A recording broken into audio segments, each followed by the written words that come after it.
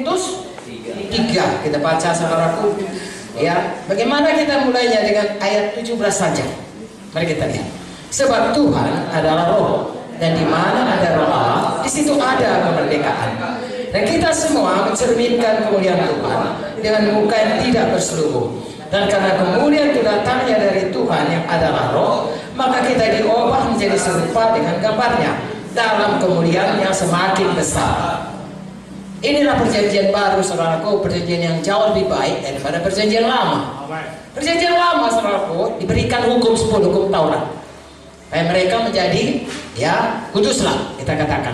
Tapi saudara tahu pada waktu Musa turun, kan begitu mulia dia. Karena dia 40 hari 40 malam ya sama Tuhan. Begitu mulia, tapi bukannya mereka itu menyambut, diselubunginya mukanya, katahan dia. Haleluya. Tetapi sekarang saudaraku, di dalam Yesus, ya, kita terima Roh Kudus, saudaraku. Roh Kudus mengubahkan kita. Sini dikatakan kita dibebaskan dan kita diubahkan dari kemuliaan kepada kemuliaan yang semakin besar. Betapa dahsyatnya itu, saudaraku, kebaikan Tuhan kepada kita.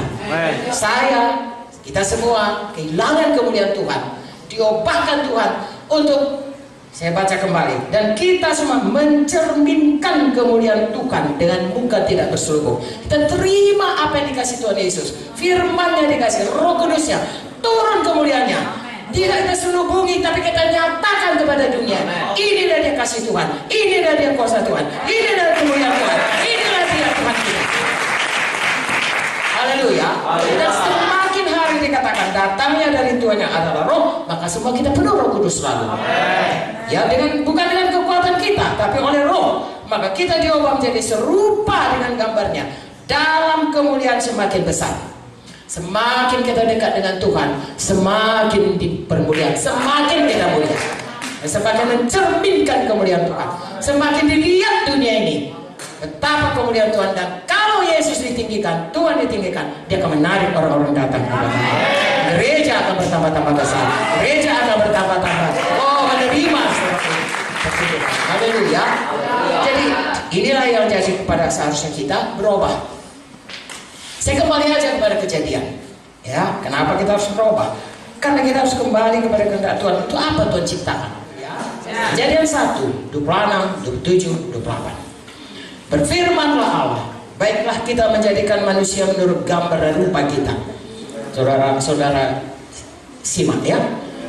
Supaya mereka berkuasa atas ikan-ikan di laut dan burung-burung di udara dan atas ternak dan atas seluruh bumi dan atas segala binatang melata yang merayap di bumi.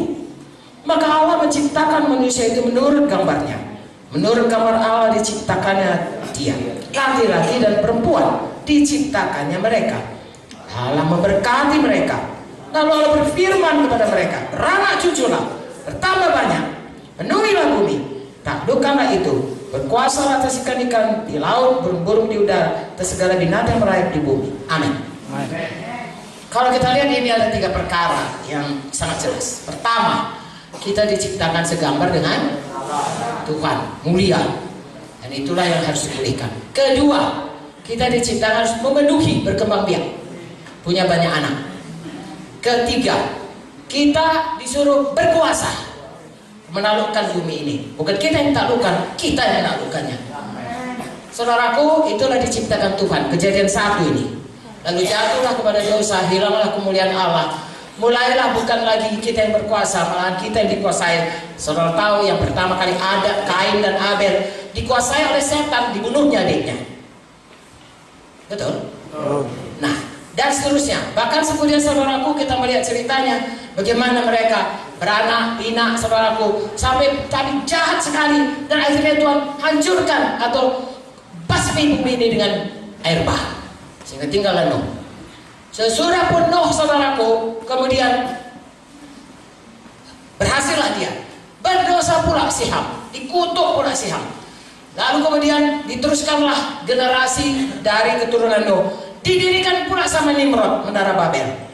Ya, pecahlah seluruh bangsa dengan segala bahasa. Lalu kemudian dari semua manusia yang sudah begitu tidak bersungguh-sungguh hati, bukannya dia menaklukkan tapi yang ditaklukkan oleh dosa, Ya, akhirnya saudaraku, Tuhan memilih satu bangsa dari Abraham.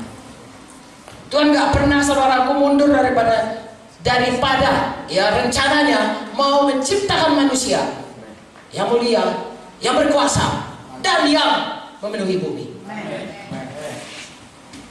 Sesudah kita diselamatkan, untuk itulah maka kita tetap tinggal di bumi ini. Itu dipulihkan Tuhan dalam hal itu. Jadi mata kita menatap ke depan, jangan the gadget saja. Bukan saya larang saudara gadget, maksud saya jangan terlalu dekat hanya melihat apa yang dilihat oleh panca indera ini. Hari ini aku mau jual, hari ini aku mau, hanya untuk apa-apa keperluan di dunia ini. Ada masa depan di mana Tuhan mau memulihkan apa rencananya semua. Kalau saudara dosa, saudara harus berubah. Itu sebabnya sesudah kita selamat, Tuhan katakan barui pikiran. So, masih ada manusia lama kita. Kalau kita saudaraku begitu selamat, nggak langsung hilang itu pembohong, roh najis, ya, roh yang mau marah, ya, roh yang mau bohong, fitnah, itu nggak hilang begitu saja.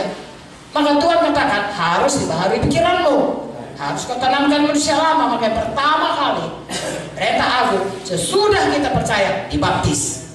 Mengapa? Karena baptisan itu yang gereja kadang saudaraku yang membuat itu sebagai upacara, bukan. Baptisan itu adalah proklamasi kita. Hidup lama aku tanamkan, aku bangkit pada hidup baru dalam Yesus. Baru bisa dipulangkan Tuhan kembali, dipulihkan Tuhan kita menjadi segambar dengan Dia, karena kita hidup baru dalam Tuhan.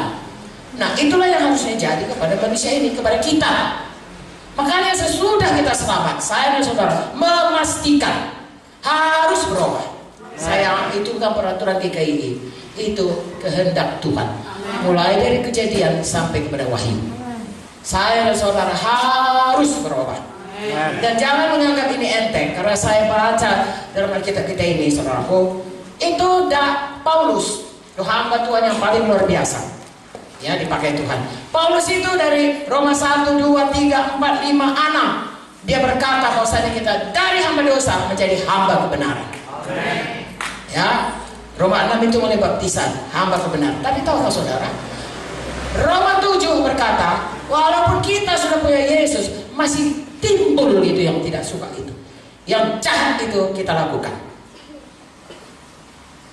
Apa kuncinya? Roma 8, penuh Roh Kudus, matikan itu semua, lalu berjalan dalam Roh. Saya dan saudara, dia sampai Roma 12 baharui selalu pikiran. Harus buat resolusi, menetapkan hati, ya, membuat satu nazar kepada Tuhan bahwasanya hidup kita berubah.